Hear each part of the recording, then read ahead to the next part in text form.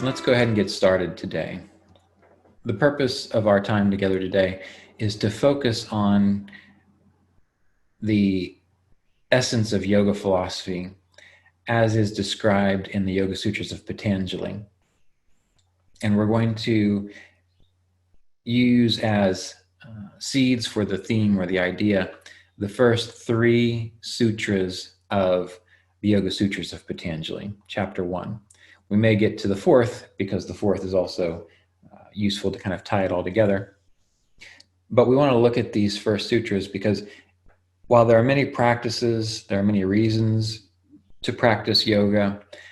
The beginning of the Yoga Sutras of Patanjali describe to us what the purpose of yoga practice is. What exactly does it mean to be practicing yoga?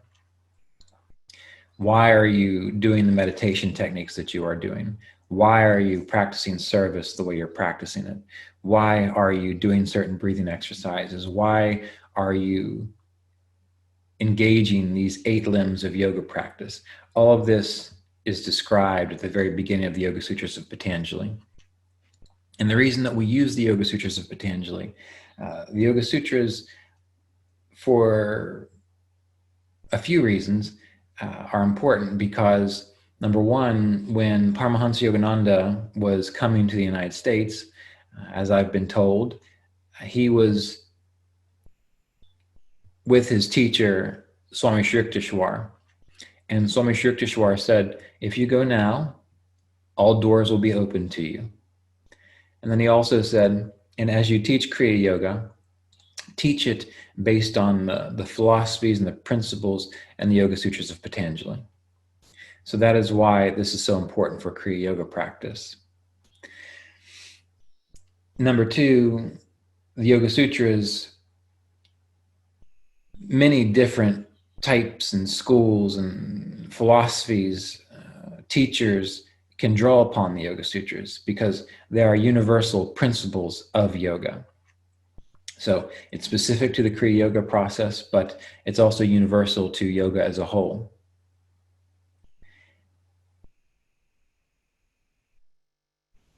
Now, the first sutra seems really just like an introduction. And that sutra essentially says, now instruction in yoga practice, or now the instruction of yoga.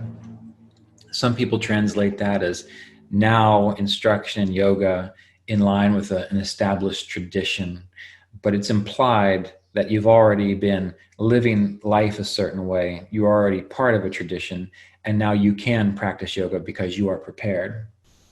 In Sanskrit, Atha Yoga Nushasanam. Atha Yoga Nushasanam. And those words, Atha Yoga Anushasanam, now yoga instruction. The first word, now, is important for a few reasons. Because it is that word which implies that you are ready to practice. Now is the time. You are ready, you are prepared. In the same way that if you are getting ready to go play a game or a sports event, well, now is the time to go do it. You've done your training, you're ready to go out there and play the game. In the Kriya Yoga Apprenticeship Program, I begin by telling people that one of the things that are most important to do before beginning a really intensive yoga meditation practice routine is to have your life in order. Mr. Davis talked about this. Yogananda talked about this. Many yoga teachers speak about how having an organized life is ideal. So a lot of people don't necessarily stick with yoga because they want to be a free spirit and they don't want to have discipline and they don't want to wake up and do the same thing every day because that just makes life boring. Well, the purpose of yoga isn't really about this specific human life. The specific human life is here to practice yoga. And so number 1, having an organized life is ideal. Knowing what you're going to do every day, eating at the same time every day, exercising on a regular schedule, doing your duty consistently, meditating, the same time, doing your best to have an organized schedule. Because once you get in that kind of a groove, you're less likely to say, well, what am I supposed to do today? Or what is the purpose of life? Or why am I here? Well, you know why you're here. You've got your checklist. You get up and you do it every day. This is also useful because too many people waste time in useless decision making. Some of you have heard of the term decision fatigue. And that's usually when you get at the end of your workday and you've already thought about this email, thought about that, made this choice for this meeting, picked out your clothes here, decided you want the chocolate donut rather than the caramel glazed donut. By the time you get to the end of the day, you've made so many decisions that you tend to make poor decisions because you have what's called decision fatigue. So if you have your life outlined already as best to your ability, well, you don't have to worry about decision fatigue because you know what you're going to do. But that's also why we study the Yoga Sutras of Patanjali, particularly the yamas and the niyamas, which I've discussed in the Kriya Yoga apprenticeship course, as well as on the YouTube channel, Kriya Yoga Online. But if you live your life in relationship to the yamas and niyamas, you have an option to tell the truth or lie. Well, since one of the yamas is truthfulness, you don't even have to think about it. You don't have to make a decision. You just tell the truth. If you have a decision to be sentimental and attached to something or not, you know, non-attachment is part of the practice of yoga. So no need for making a decision. You can just do that. And this is so important because when you're meditating, you will have more inner energy, inner vitality to do the work that is required to hold your attention within. So in the very beginning, having an organized life is ideal. Now, instruction yoga. Why? Because your life is organized, you're ready to go. On top of that, now instruction in yoga. Others have come to this same conclusion, but now is important because you can only practice yoga now.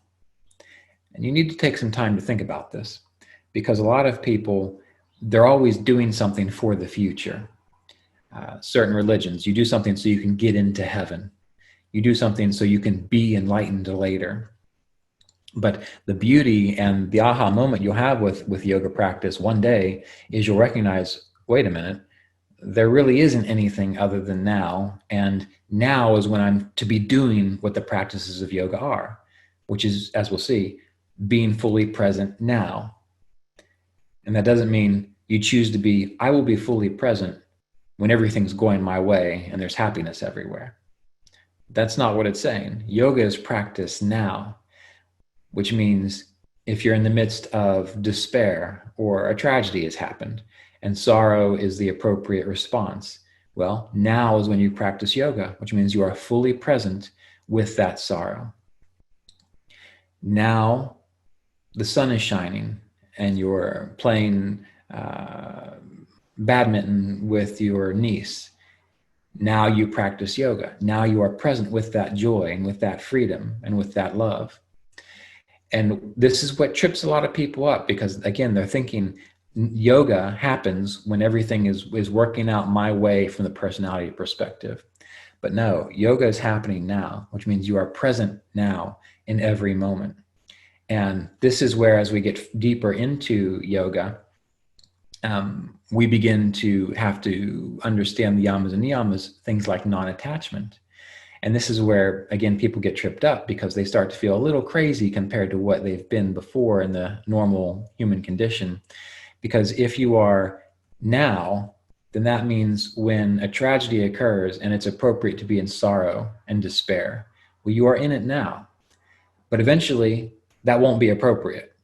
And so if you're non-attached, you are with it while it's there, but then when that cloud passes or when the situation passes and you are in a new moment, a new now, you have to let it go. You have to be unattached to that sorrow, to that grief, and then be in relation to what's happening now. This is troublesome to people because the ego, the mind, creates a structure that likes to feel a certain way. And many of you feel a certain way all the time, whether you have consistent anxiety or apathy or joy or you're angry a lot. You might not even know it because it's so consistent. It's such a theme for you, and you hold on to it. So when someone challenges you to let go of that anger, or to let go of that despair, to let go of that anxiety, you don't want to. You'll find another reason to experience one of these difficulties because you're comfortable with it. That's how you know who you think you are. And that's not being in the now. So there is a letting go of the sentimentality of the personality, and that is stressed. That is stressed in just about every self-realized person's teaching that I've known or studied with, or read about, or applied. So we have to remember that this idea of practicing in the now, number one, it means that you're prepared. You're ready. You've taken care of all the BS in your life. So you have the energy and the ability to sit down and do the inner work. Also, you are as present as possible in every moment. You are in the now. You are choosing to practice yoga at every moment in the now. So it's not, well, should I practice truthfulness? Is this the right occasion? Well, of course it is, because truthfulness is yoga. Should I be attached to this right now? Should I be holding on and clinging to this?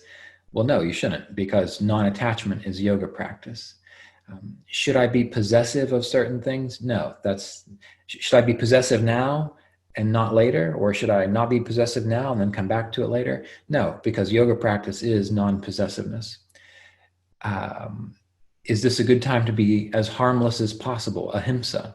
Well, of course it is, in every moment. You don't just pick and choose when to practice ahimsa. It's always now. And this throws the reality of yoga in your face. This brings it right up to you and makes it real. And you have to have courage, faith, inner strength, these kinds of virtues to do this. You have to develop them. You have to decide, I'm uncomfortable now, but I'm going to try it anyway, until eventually you start to recognize that you can apply these virtues at any time, and life is still there. Life is still present. Yoga is still now. This very first sutra, Hatha Yoga Nushasanam, now the instruction of yoga. There are many different levels of this. But what you have to remember from our perspective in this introductory discussion is that what that means is you are prepared. And your preparation actually is yoga practice. So let's say you do have lots of these psychological complexes that make you think funny things about how the world works. Well, attending to those, even if you haven't done a round of pranayama, attending to those is getting you there, in the same way that in the beginning you might not be experiencing samadhi and all you can do is pranayama. All you can do is breath awareness. Well, that's yoga practice, because it is preparing you for the experience of oneness or samadhi. So everything you do on that spectrum of intention to realizing the self, of inner contentment, of practicing yoga, everything you do, even the smallest thing you do, is yoga practice. So even the preparation is yoga practice. The biggest mistake I see with people is they try to jump way ahead. They try to practice internalization of attention when their life is not organized. And they have so many distractions and so many dramas. And they say, well, this yoga just doesn't work. I can't internalize my awareness. It's because they've not set up the structure. They've not set up the life so that drama is minimal, so that stress is as minimal as possible, so that you can easily turn within. Now, that's not to say that stressful things won't happen even to a practitioner of yoga, but one who has done their best to manage it is going to have greater resources to deal with issues that are out of their control when that happens, and will still be able to meditate better. In the same way that people who spend time saving money, they don't go out to eat as much, or they don't get that new plan on their cell phone, or they don't spend their time on things which are kind of wasteful. Well, they're going to have more finances in the bank, so that if something terrible does happen and they need that money, it's less stressful because they've actually got it. versus someone who hasn't attended to that. They're going to have more stress during that time. So everything we do contributes to our inner awakening. And everything that we can do to live in accord with yogic ideals, in a sense, is building up.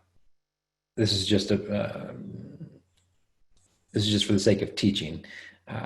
It's building up our reserves so that when we do sit to meditate, we have 90% less worries than everyone else in the world, because we've done our best to organize our life. We've attended to our mind and our consciousness and our psychology and our emotions. So we have 90% less distractions, which means we're going to get a lot more out of the practice of yoga. Now, the instruction of yoga.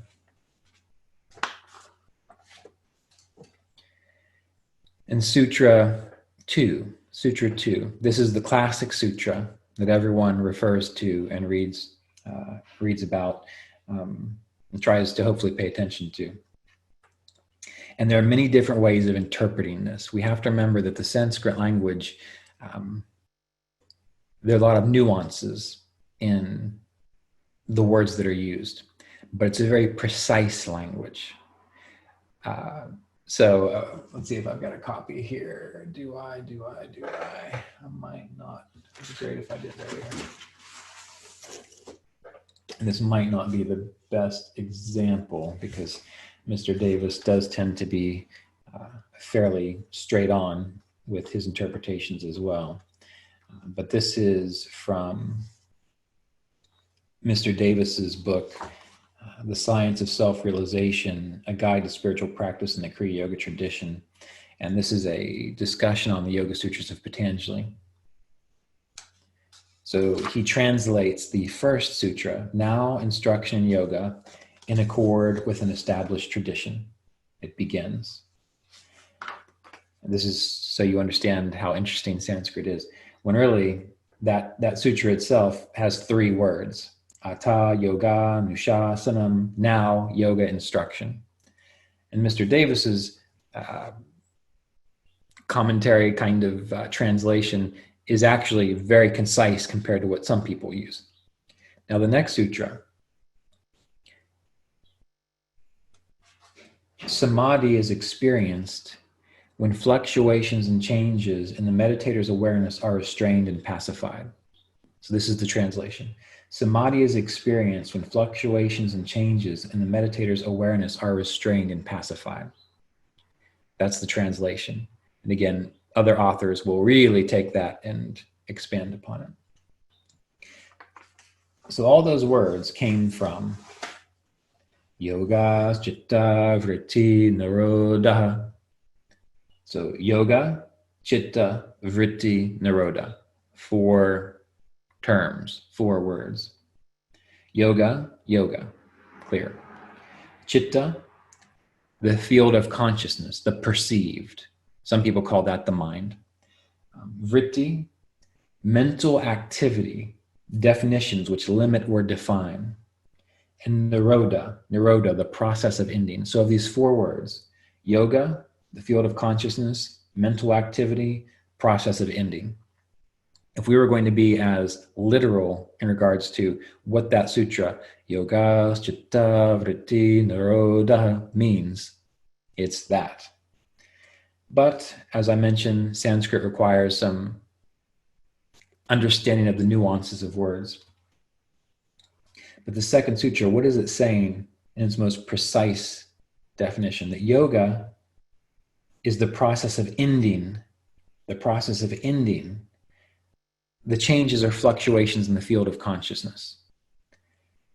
And that word vritti, mental activity or definitions which limit or define.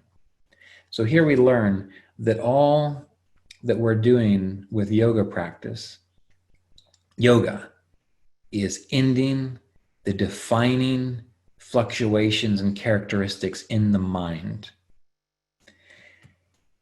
This is not an easy thing to comprehend or understand. especially when all you know is the mind. And in the beginning, pretty much that's all we know is our thinking process, our labeling process. This is good, this is bad. Oh, this is what I think about this. This is how I feel here. That's an apple, that's a truck.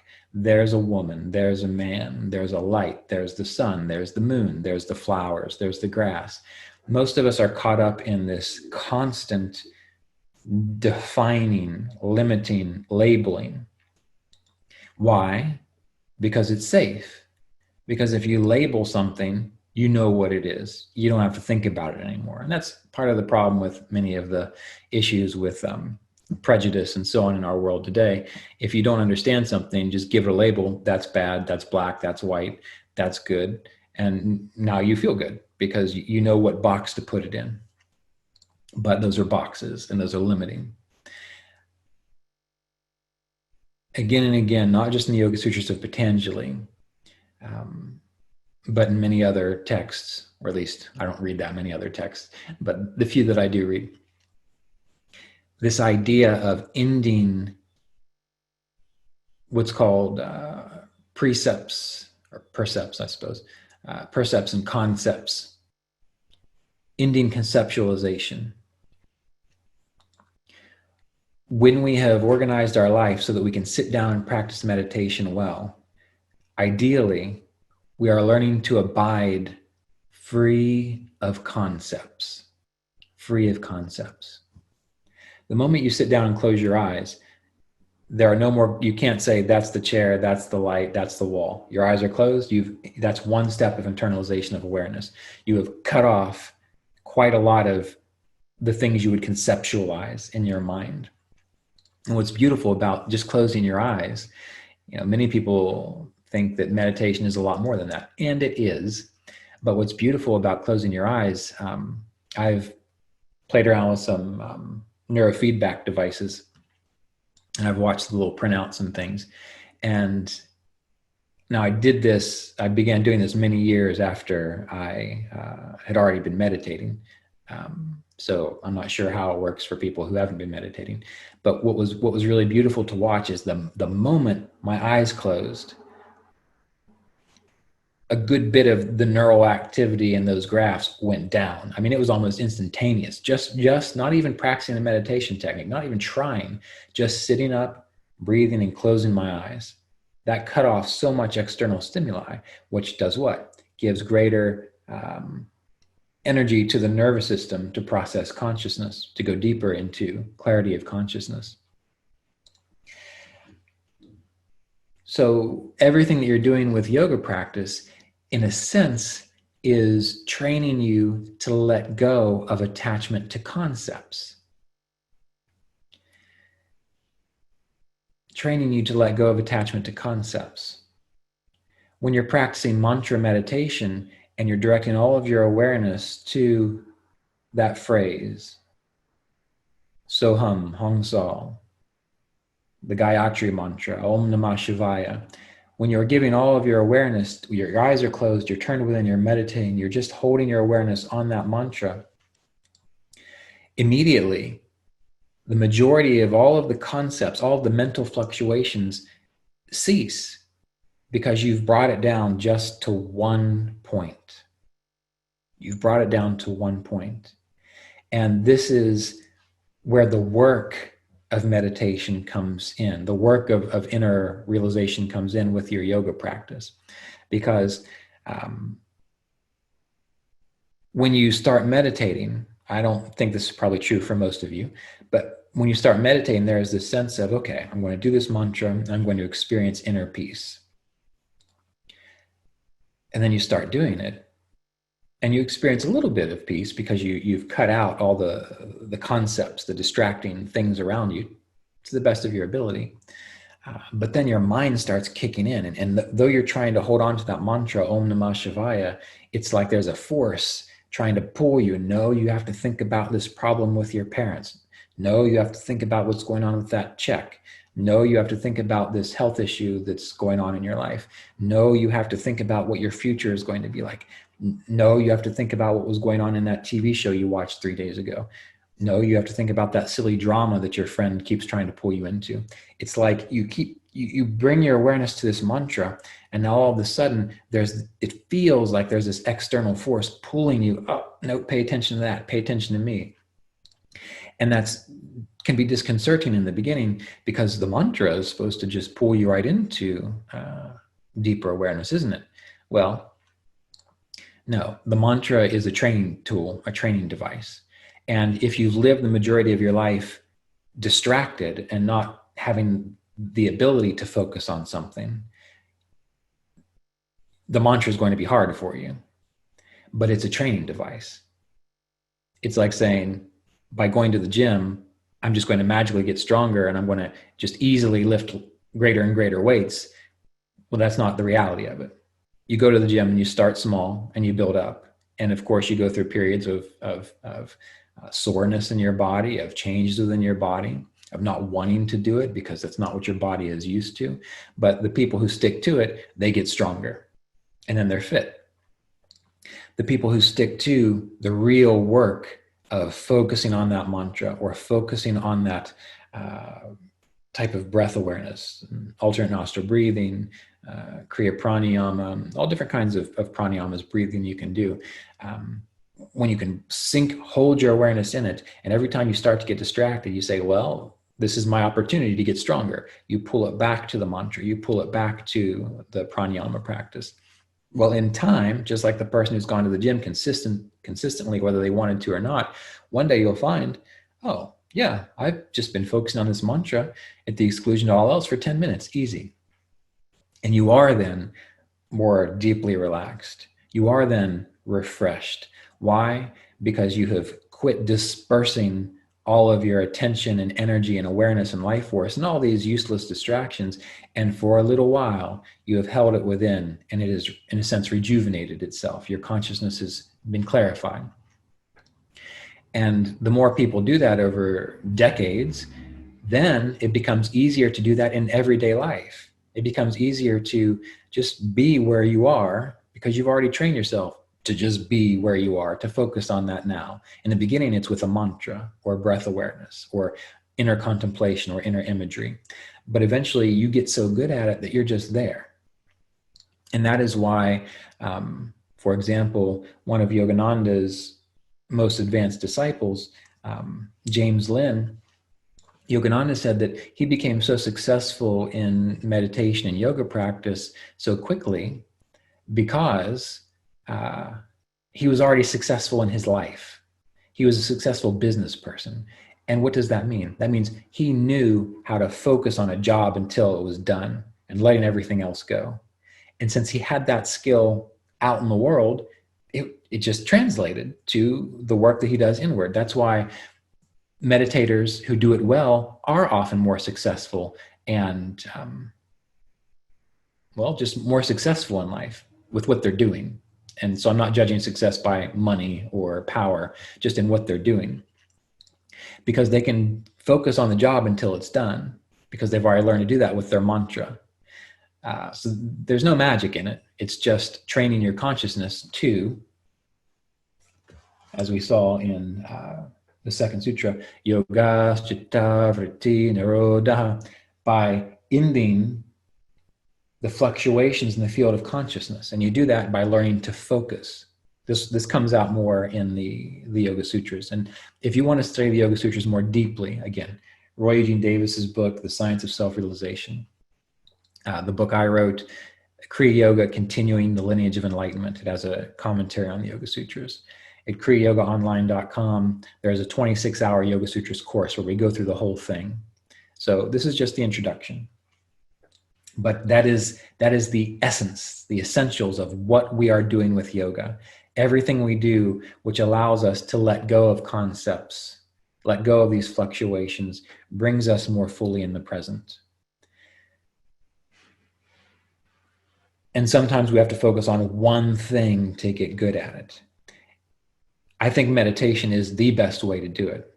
But ultimately, doing it in everything you do in life is the way to support your meditation as well, which means if it's time for you to cook breakfast for yourself, well, then that means when you're cracking the egg, when you're frying your potatoes, when you're getting your spinach out, everything you do is, I'm just cracking the egg. That's your mantra. I am looking at the spinach. I am frying the potatoes. I am grabbing the spices. You are there. You're not doing that with your hands, but your mind is thinking about your day ahead. Or you're not doing that with your hands, but your mind is worried about something that you can't prevent, illness, death, or otherwise, that's just part of life.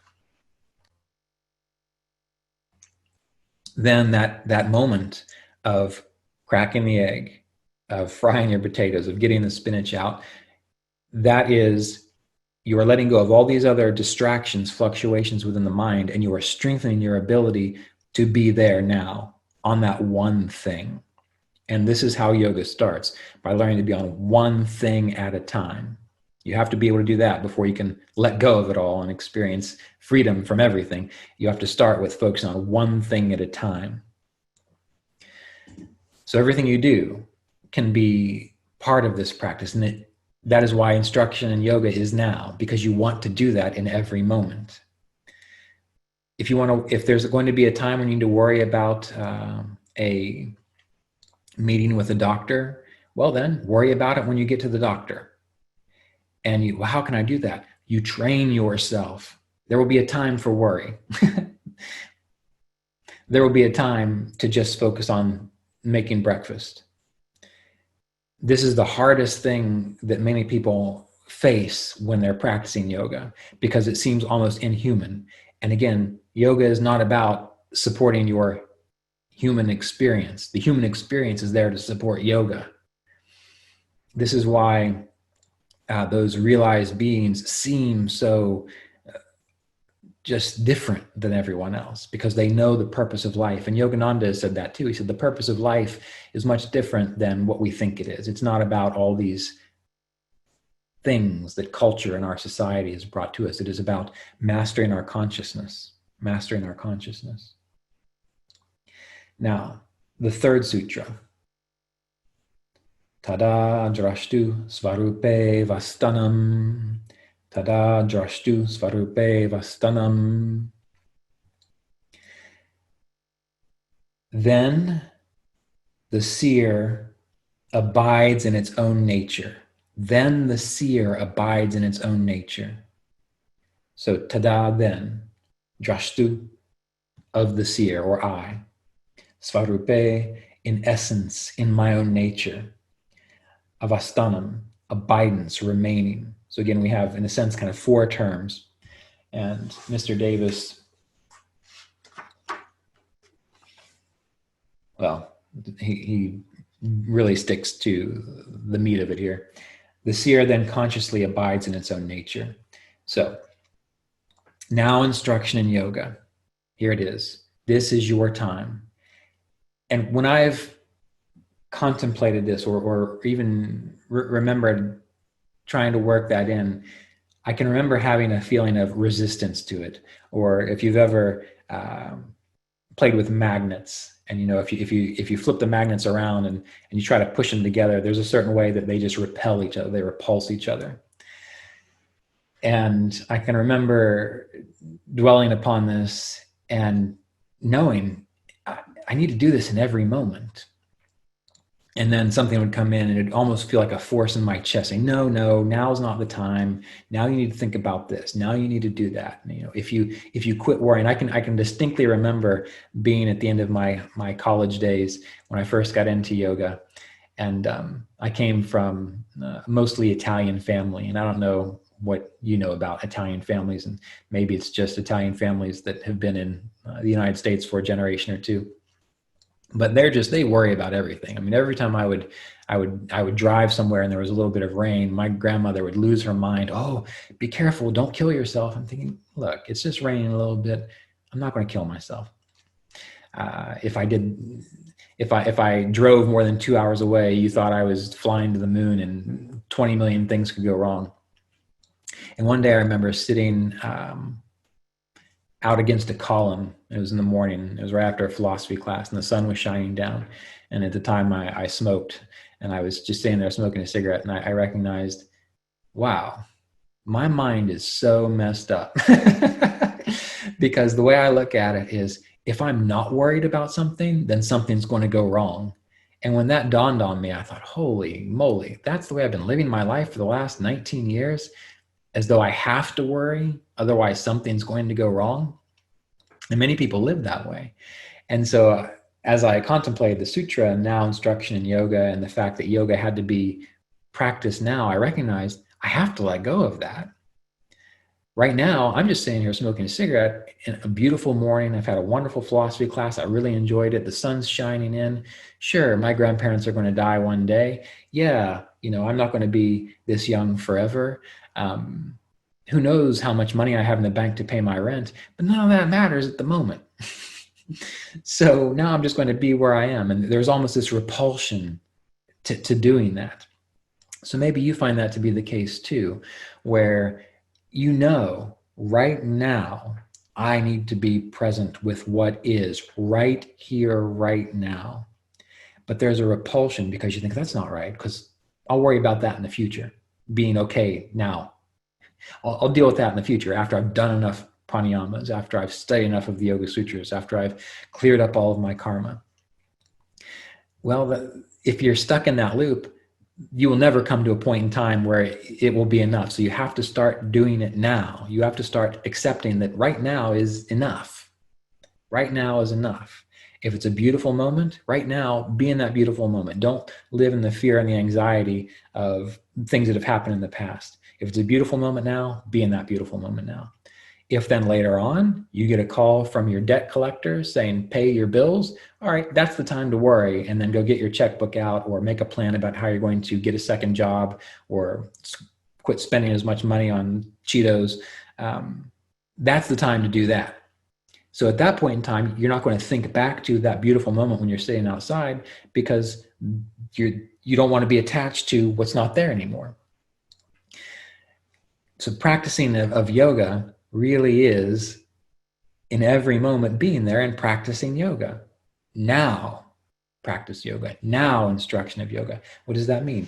Now, you are working to let go of the changes and fluctuations in your consciousness. And in the beginning, for most people, the only way that's done is during those few moments of meditation, because that is the intensive time where you can say, I really have no other reason to be thinking about anything else. So I'm going to work on not doing that. And that can happen through focusing on a mantra. Many pranayamas, alternate nostril breathing, so simple, nadi shodhana, simple, easy. Anyone can do it. Doing that for 12 to 24 rounds will begin to move you into that letting go of these changes. Close your eyes, practice alternate nostril breathing. If you don't know how to do that, Google it. It's simple. Doing that for 12 to 24 rounds will give you a momentary glimpse of, okay, I'm a little more internalized. I have a little less of my life force going out to these distractions. And then you build upon it. Then inside you say, now I'm paying more and more attention to this. I'm feeling the breath as it comes in my left nostril and goes out my right nostril. I start to get distracted. Okay, so I'm feeling the breath as it comes in my right nostril and goes out my left nostril. It's so simple.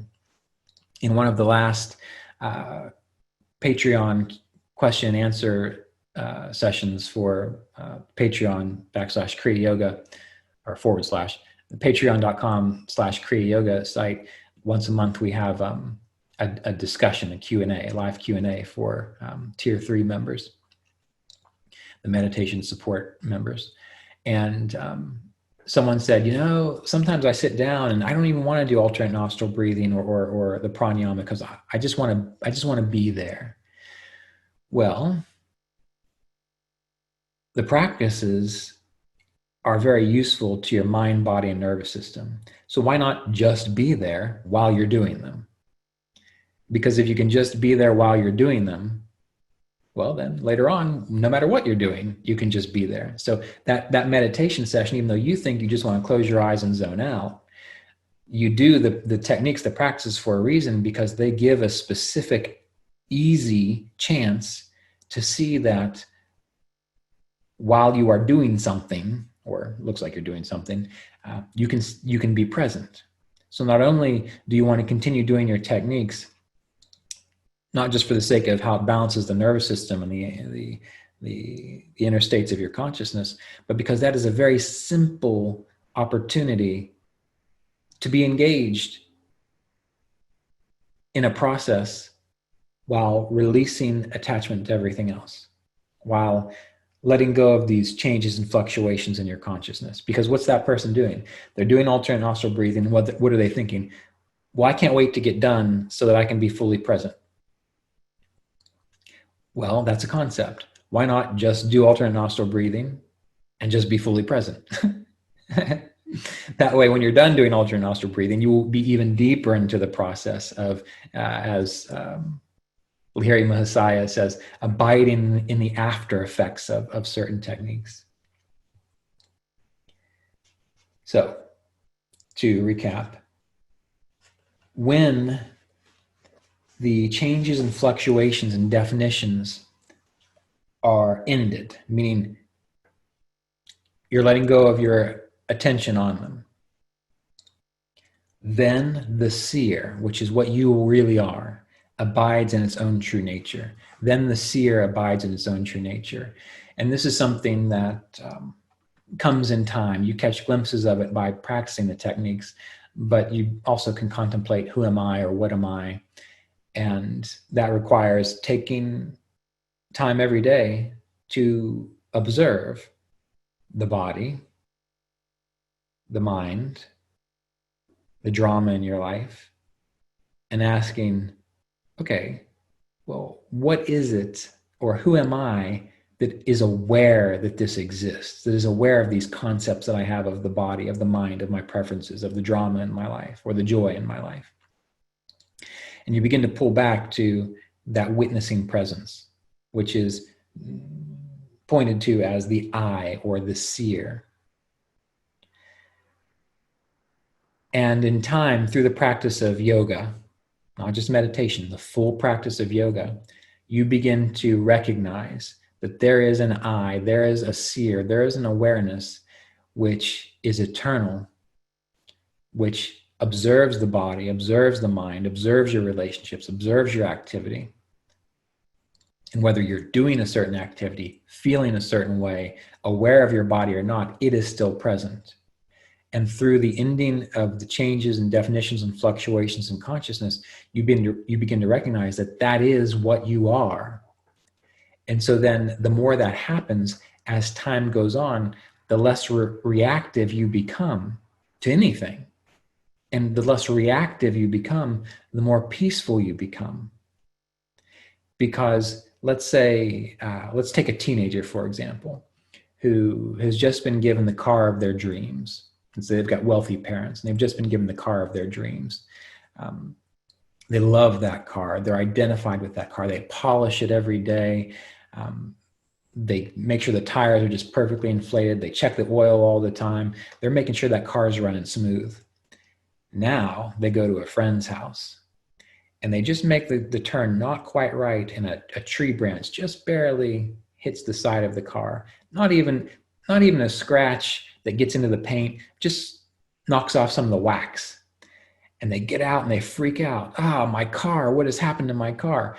Well, that is like someone who is so identified with their body and their mind that the littlest thing happens, they become reactive. But let's say you meet someone who's been alive long enough. They don't even practice yoga. They've just been alive long enough that they've got some sense. And they're in their 60s, 70s, 80s, and they're driving their car down the road and something happens to it. Do they even have a blip or even a momentary response of, oh no? No, because they don't identify with the car. They know the car is just a vehicle to get them from point A to point B. If something ever really happened to the car, they just get a new one. That's the difference between someone who is all caught up in physicality or their body, mind, personality, and someone who's been alive long enough that they've realized that they're not their car. Well, through the practice of yoga, as you mature, you recognize you're not your body, which means if something goes wrong with it, Okay, you deal with it as best you can. You try to preserve your body, but you're not going to react. You're not going to freak out. You know that bodies are things that come and they go. If friendships come and they go, you don't lose your mind every time you have a loss in your life. You feel the grief of the pain, but you let that pass because you know other friends come. In the same way that you know, as you recognize what you are as a spiritual being, as an awareness, the bodies come and they go. So through the practice of yoga, you begin to recognize this. And once more, this is one of those reasons why very few people make progress in yoga practice. Because even the ones who say, oh, I want to go all the way, you start telling them that they have to let go of all the things that they're attached to, the subtle things, the subtle definitions of self, and they'll start pushing back.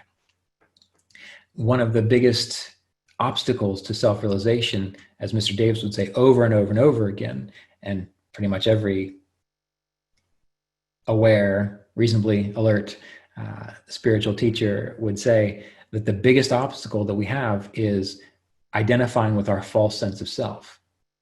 Because right now, it's all that we know. It's hard to conceive of a fact that you exist not in this body or in this personality or in this mind. But that's why we practice yoga, so that we can go within and start to have that awareness come forth, that inner awakening come forth. And then you mature. You recognize the purpose of life. You recognize that, again, yoga is not here for your human self. Your human self is here for the practice of yoga. Like, you are not there for the car. The car is there to help transport you places.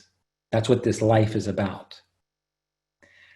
Because of television dramas, because of stories, because of what our parents have taught us about the importance of having children and leaving a legacy and contributing to the world and having plenty of money and all these sorts of things, because that's been in our mind at such a young age, it's hard to shake. This doesn't mean that you become inhuman. You still react appropriately. Others in the Kriya Yoga apprenticeship program and even in the Patreon discussions have heard me talk about this. You learn to love for real. What we think of as love is usually clinginess and attachment. But what if your love was free? What if you were with someone and you just loved them? You were devoted to them. But then when it was time to go to your job or to travel across the world, it's okay, you let it go because that love was there in that moment. And of course, you might see them again and the love can be there again, but the cleanness and the attachment doesn't make it better. In fact, that makes it more binding. When we talked about, in one of the last discussions, the idea of sattva, again, many of you might not be familiar with this, but I think most of you are. In the Yoga Sutras of Patanjali, throughout the text, there's this emphasis towards sattva, developing a sattvic life. There are the three gunas, which again, if you want to read about those, please see Kriya Yoga Continuing the Lineage of Enlightenment. There's discussion on the gunas, or like the great cosmic forces. But there's tamas, which is heaviness, inertia, darkness. When we're engaged in that kind of life, we're apathetic. We don't really care a whole lot. And then when things happen, our response is typically like anger or violence. When we're living a rajasic life, that's a life of transformation. We want to make things happen. And so we're trying to make things better all the time. We think we are the doers. We can make this better. And that's false. Rajas means mist. It's like the mist that obscures the truth of the nature that we are not the doers. We are participating. We are vehicles in a sense, but we are not the ones making things happen. When you're engaged in rajas, you are constantly caught up in the future. We got to make this better. And when it's really active, we become passionate. When we become passionate, we lose our sense of clarity. It's okay. We need each of these things. Tamas helps us to be stable and to rest, to rejuvenate when it's appropriate to do that. Rajas helps us to make the changes so that we can focus on what's important. The problem is when it becomes too much, when that's all we do is change, where that's all we do is sleep. There's a place for all of it. But the final one, sattva, is related to clarity, inspiration, light. And you know that you're in sattva when you are doing something and you are just doing it for the love of it. You're not doing it because you need it there to make you feel good about yourself. You're not doing it because you really want it for later. You're just there, and it's just beautiful. And there's nothing else in your awareness other than what's happening. That's a sattvic state. They say that individuals who are engaged in sattva, they don't do anything for any other reason than because of love, So in the Yoga Sutras of Patanjali, there's this idea that you cultivate sattva, because sattva is as close to truth and source as we can get this side of human experience.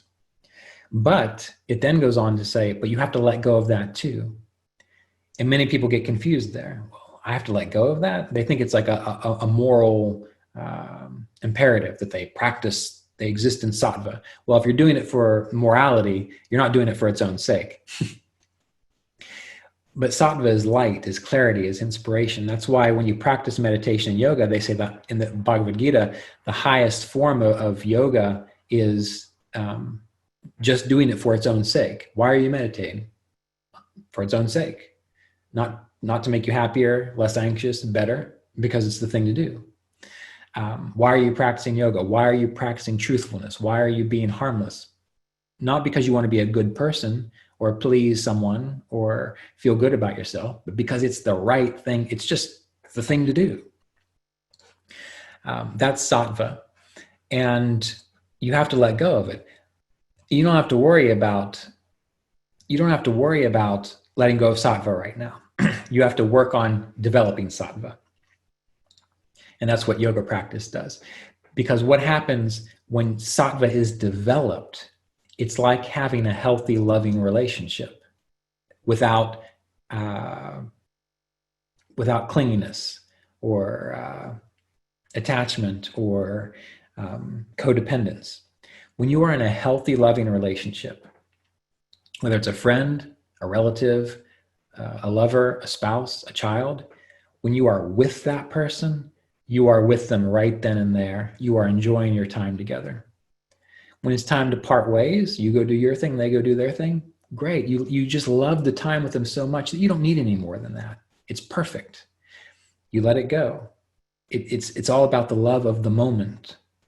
And so it's easy to let it go because you know that person is capable, that you are capable, that you're going to go through life, that there will be issues and you'll come together and you'll go apart. And one day you won't ever see each other again, but you are so in the moment, you are so present with the love that is free of attachment, that's the value of it. That moment of love that is free, not wanting to repeat it, not holding on to what was there before, but that moment, which is always now. That's sattva. So when you finally experience pure sattva, you've established yourself in sattva for its own stake.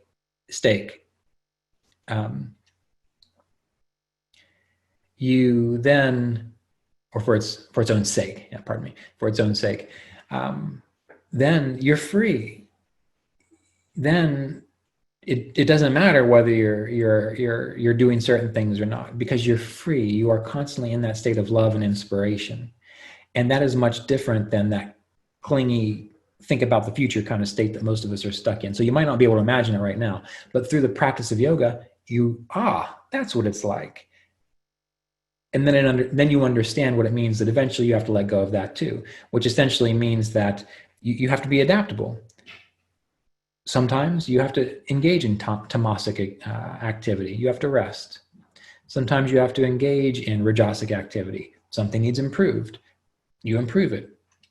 So you are mostly sattvic, but now you can step down into rajas or step down into tamas, and it's not going to change anything. It's not going to blur your awareness like it does now, because most people are caught up in tamas, caught up in rajas, too identified with it.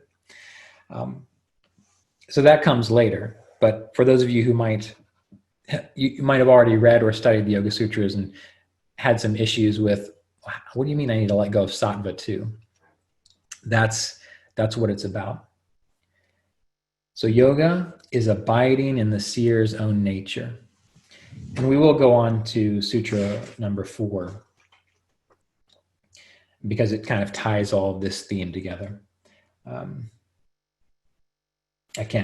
I'll do my best to pronounce this one. This is This is one I've not necessarily had much ease in pronouncing.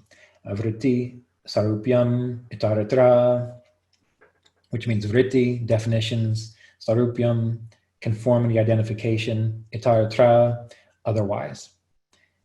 So what this is saying is the practice of yoga, all of these 4 sutras together, yoga happens now. Your practice is now, whether you're meditating or otherwise. Meditation is that specific training time every day where it allows you to hit it hard. And by hard, I don't mean forceful. I just mean with intention and attention. So yoga happens now. What is yoga? Yoga occurs when you are not defining life or yourself, or mainly yourself, through definitions, ideas, objects. So when the changes and fluctuations in consciousness cease. When those changes and fluctuations in consciousness cease, then you abide in your own nature. You abide as the self. That's it. Stop those fluctuations. It's already there. You're never going to, it's always present. So you're just, in a sense, removing the obstacles or removing the layer. It's always been there. It's always been under the blanket. You're just pulling the blanket away. But that final sutra, when you are not abiding as the self, then what happens? Then you are conforming to definitions. Then you are living through definitions, which will rise and which will fall. And that is the source of pain. If you don't ride the waves well. And yoga does teach you to ride them well. So yoga doesn't stop the waves. Yoga teaches you to ride them well. When you're not abiding as the self and you are caught up in anger, that's all there is anger. Well, now you are defined as anger. When you are abiding as the self and you are caught up in the rapture of some kind of joy, well, you are defining yourself as that joy. That joy is going to go away, which means you're going to eventually feel, not quite right. The anger, if you start to identify with it, when it goes away, you get uncomfortable. Wait a minute, why don't I feel angry anymore? And you'll find a reason to feel it. But if you keep practicing yoga and meditation such that you keep catching these glimpses of the self, of experience of the self, really, not catching a glimpse, but abiding as the self, you learn to just stay there.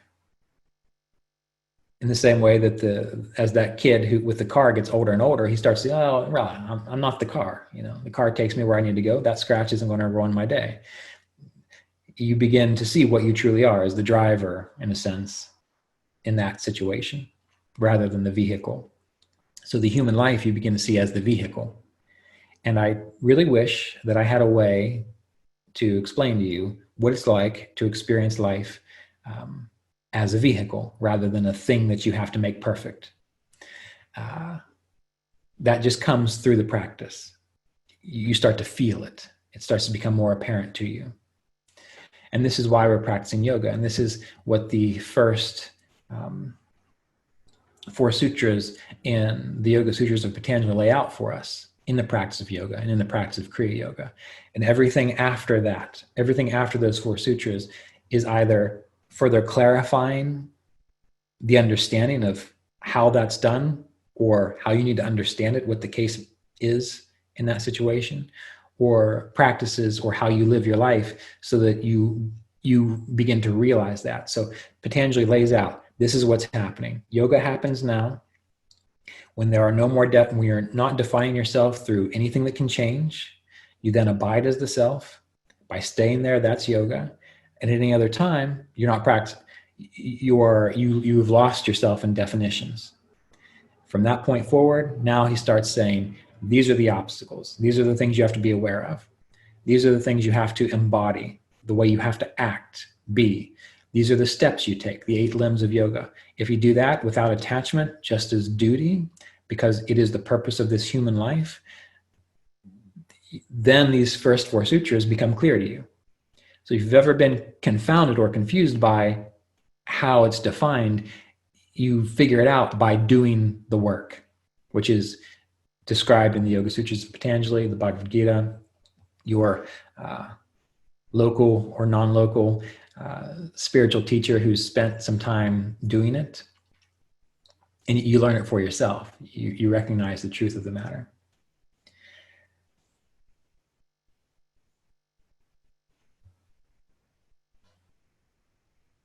Okay.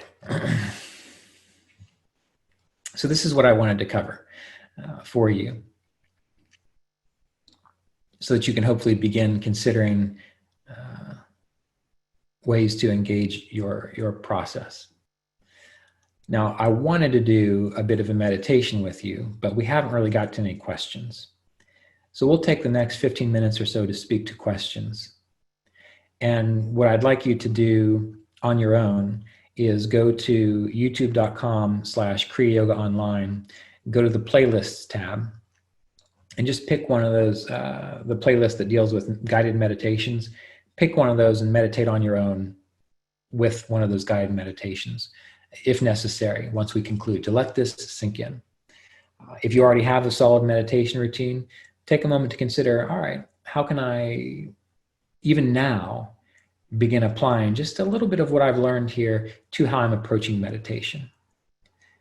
So begin from this point forward thinking about what you've been doing, which is wonderful that you've been doing something at all. But now start contemplating what stuck out to me in this lecture that I feel I need to go a little deeper into, I need to work on, I need to focus on. So meditate in that way after we conclude here. So if you have a question, please type it in the chat box. If you do not have a question, say, I do not have a question, or no, and I'll know who's got questions and who doesn't. So first question. Relating to the presence process of Michael Brown, is Roger referring to control and Thomas referring to sedation? Exactly. So an excellent book, if you're not familiar with it, to help you prepare for the intensive yoga practice that I recommend is The Presence Process by Michael Brown. It really helps you to kind of get in and see what your little quirks and idiosyncrasies and complexes are, and how to begin to attend to them. Many people can do very well with that process on their own. But again, I will always recommend that you work with a counselor, a therapist, or someone with an objective viewpoint to help you see those blind spots as you go, whether you're just preparing for meditation and Kriya Yoga process, or whether you're already engaged in it.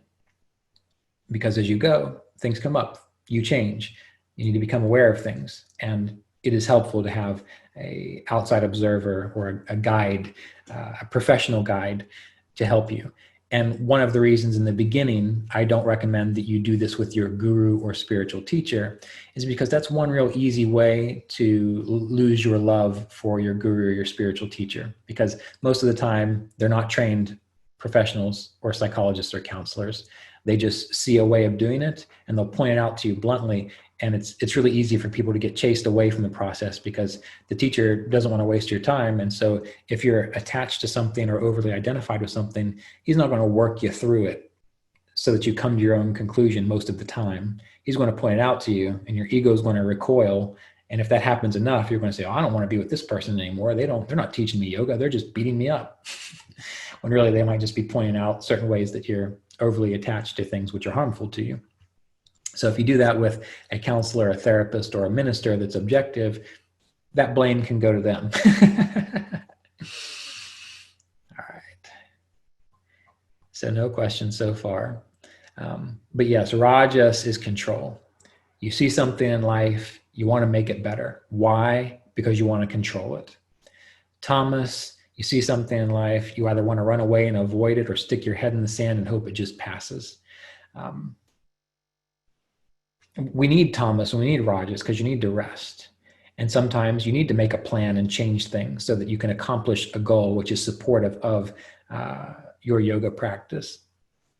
Again, it comes down to when we allow ourselves to be defined by or overly attached to change. Those are the type A people who are always going to the gym because they got to do it harder, do it better, get stronger, or they always have to make their career better. You know what? If your body is healthy and you're going to the gym 3 times a week and you're doing weight training and you're working on your heart, that's great. Let it be enough. Don't stress out about it. Don't overtrain. If you've got a good job and you've got enough money to pay your bills and put some for saving, and that gives you free time to meditate and practice yoga, well, you don't need $100,000 more or a bigger office to do that. Remember, this life is here for your practice. You are not here for this life. Manage your resources well. I remember being an astrologer, and I was pretty good at what I did. And people would say to me all the time, you know, if you just did this, if you worked harder here, if you spent more time doing this, you could make hundreds of thousands of dollars. And I said, well, I'm not doing this to make hundreds of thousands of dollars. I'm doing this so that I can be helpful to people, and so that I have enough money so I don't have to worry about where my food is coming from or if I've got enough electricity, so I can sit and I can meditate. That's why I do it. So your life, you need to think about your life in that regard too. Particularly people from India, this comes up a lot, especially in my astrology work. There's always this question of, how do I get more? How do I get a greater position? How do I increase my education? Well, you got to back off of that a little bit. You need what you need to have a life so that you can practice yoga. Anything more is excessive and a waste of time from the spiritual perspective. It's true for people in America and other countries as well, but I've just noticed that when interacting with Indians, there's just quite an emphasis on getting a better position, increasing, well, maybe Americans are lazy. I'm an American, and I think that's probably true often. So we have to ride that fine line there in that regard. All right. Not all Americans are lazy. You know, there's always, we can make these judgments, but they'll only be true for certain people. Okay, so here's a question. How did you train yourself to ignore the noises from outside? I'm currently in a situation where there's a family with a young kid upstairs, and they make heavy noises through the day and night. This is distracting during my meditation, during other activities. I was wondering if I should train myself to ignore or just move to a new place with less noises. Well, I will tell you, as one person who is easily disturbed by noises, is that there's always going to be noises. I used to think, it's got to be perfectly quiet, or the people upstairs, come on, don't they know I'm meditating, or that kid should be more quiet, or the college girl downstairs who just moved in, I wish she'd quit having sex with her boyfriend. You name it. I've been in a living situation where that happened. Or music, that's always the big one. I love music, but when I lived in a condo and someone moved in and all you can hear is the bass, ba-boom, ba-boom, ba-boom. You know, I love music, and I'm sure I've driven people nuts with that too, but I couldn't stand it. So what I did was I realized that everything is consciousness. And so I don't know if I've done it in the playlist videos, but usually I like to start out meditations by just being aware of what's going on around you, as though that is what the current state of consciousness is, which means you start out by feeling the body. So you close your eyes and you sit up straight and you just feel the body. And you're not going for a blissful, deep relaxation. You're just noting, all right, well, I feel some tension here. I feel pretty good here. Overall, the body is kind of warm. My legs are cold. You're just noticing what's going on in the body, whether you've got a sharp pain or it just feels wonderful. It doesn't matter. You're just observing it. And you start maybe taking a minute or two to feel the body, because that's bringing your awareness to your nervous system. What is the current state of your consciousness right now as you're going to meditate? Then what I do is I feel the breath. Just feel the breath. What is it like to breathe? If distractions arise, I admit to myself, well, what I'm doing now is paying attention to the breath. So I do. I do that for a minute or two. And then, wherever I am, whether I'm in a meditation hall or my meditation room, or I'm in my office where I can hear motorcycles going down the road, or someone talking in the next room, or a teenager on the second floor jumping rope. That really drives me crazy. So I'm still working on that. What I do is I just sit there and I just admit, this is just what consciousness is right now. Who cares if someone's jumping rope? It doesn't matter if there's someone talking. That's just what's happened. That's what God is doing. And if you can start to use that kind of terminology, that is what God is doing. Well, who are you to complain? It's God. So you love God as God is right now. And that might take some time because your brain and your nervous system are programmed. They've got little triggers in there. For some reason, that jumping rope, it links back to something in the lizard brain that you're not quite aware of, or the kid running around upstairs. It links back to something that troubles you a little bit. So you have to kind of breathe through it. And once you can breathe through it enough and admit, this is God. No one's being murdered. I'm warm enough. I'm safe. If all these things are met, and there's just some kind of noises, let it be God. Let it be what God is right now. And when you start to do that, it becomes okay. And when it becomes okay, it becomes less of a problem. And it becomes easier for you to then, okay, well, that's what God is up to. So I don't have to pay attention to it anymore. It can do whatever it wants. And then I begin to practice internalizing my awareness. So if there are noises there, that is the perfect opportunity to say, all right, love God. Now internalize my awareness, because really what I need to do is internalize my awareness. That way, if you can internalize your awareness when there's a kid running around upstairs, that's easy. Now when something actually truly happens in your life that's troublesome, you've got the practice that you know how to do it. So you use these little things in your meditation as an opportunity to practice going within. So you have to ask yourself, am I hearing people being murdered and gunshots? And it's driving me crazy. Well, yeah, then you might want to move if you can. Otherwise, if you can't, what do people in prison do? They have to tune all that stuff out. And so oftentimes, at least one or two people I've talked to, they've become really good meditators because they've been in situations like that and they've had to go within deeply. So everything's an opportunity for you. And your life is set up such that the opportunities are given to you to work on what you need to work on. You can meditate in such a way with the mantra, spirit and nature. Just not the chant that I was doing. You can do that too. But let's say on the inhale, you hear the word spirit. So your eyes are closed, you meditate on the inhale, spirit. On the exhale, nature. On the inhale, spirit. On the exhale, nature. That's stage one. That's enough, and that's a wonderful mantra. But to get the realization of that, what do? On the inhale, when you hear internally the word spirit, you do your best, however you can do it for yourself, to abide as the witness. You become the witness, the eternal. That which experiences everything. So on the inhale, spirit, you move back into that space of the witness, that you are witnessing your body, you are witnessing your mind, you are witnessing your emotions, you are witnessing the distractions, you are witnessing the meditation process happening. When you exhale, so spirit, when you exhale, nature, well, now you admit the changeable. The body is nature, it's changeable. The sounds you hear, that's nature. It's part of God, but it's changeable.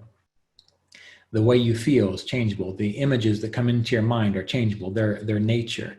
So you're going back and forth like a wave. And you are, in a sense, even though you're pulling back as the witness in that moment, yes, great, you're the witness. But then as you exhale and you say nature, you're admitting the truth of the fact that nature exists and it's changeable and it's part of this process.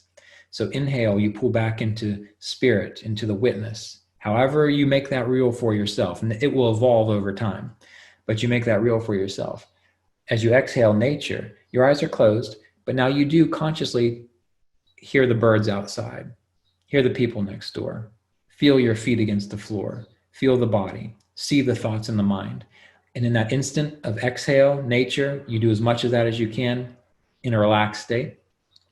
Then as soon as you start to inhale, you let that go. You make the shift instantly back to the witness. And that's going to take practice. But the beautiful thing about that is the more you do that as a meditation technique, you then become very clear on what the seer is as you abide in its own true nature. And you become very clear on what nature is as changeable phenomena, which rises and fall.